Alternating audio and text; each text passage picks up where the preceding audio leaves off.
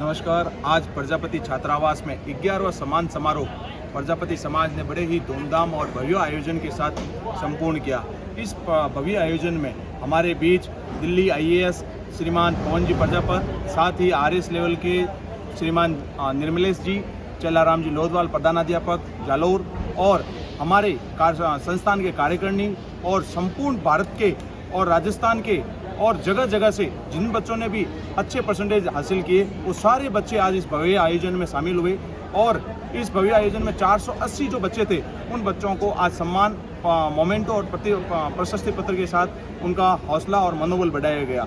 इस प्रोग्राम की खासियत ये रही कि आईएएस श्रीमान पवन जी प्रजापत ने बच्चों को अलग से एक मोटिवेशनल सेमिनार लिया और उसमें उन्होंने बताया कि किस तरह से उन्होंने अपनी जर्नी की अपनी यात्रा की और किस तरह से उन्होंने मुश्किलों और परिस्थितियों का सामना करके इस कदर और ये मुकाम हासिल किया। साथ ही इस आयोजन में समाज के जितने भी गणमान्य लोग थे उन्होंने भी इस प्रोग्राम में बढ़ चढ़कर हिस्सा लिया। और इस प्रोग्राम को सफल बनाने के लिए हमारे अध्यक्ष महोदय, संरक्षक, मुख्य संरक्षक और पूरी कार्यकारिणी ने दिल जोर से जो मेहनत की उसका नतीजा ये रहा कि जितने भी बच्चों ने मार्कशीटें जमा कराई थी, जो 90 से अबव 95 से अबव परसेंटेज रहे थे, वो सारे बच्चे यहाँ उपस्थित रहे और उन्होंने वो प्रशस्ति पत्र और मोमेंटो खुद आकर लिए बिना किसी के सहारे। और जितने भी मुख्य अधिकारी जो आए हुए थे उनका जो सेमिनार मोटिवेशनल स्पीच था वो बड़े ही ध्यान से सुना और उन्होंने वादा किया है छात्रों ने। साथ में उनके जो माता पिता आए थे आप देखें, अगर इस प्रोग्राम को आप देखेंगे तो आपको पता चलेगा कि यहाँ पर माताएं जो थी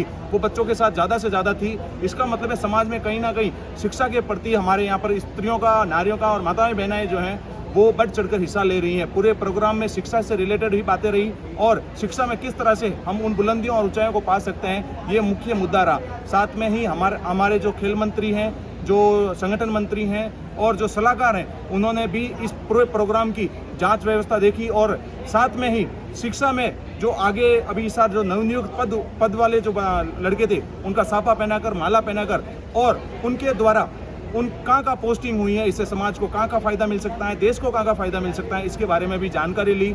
और ये 11वां प्रतिभान जो समारोह था ये सचमुच काफ़ी भव्य तरीके से संपूर्ण हुआ। और जहाँ बैठने की जो आप देखिए 500 कुर्सियाँ मंगवाई थी वो भी कम पड़ गई। और आगे भी इस तरह के आयोजन होते रहेंगे। प्रजापति समाज का ये जो भव्य आयोजन रहा इससे कहीं ना कहीं शिक्षा में और मजबूती मिलेगी।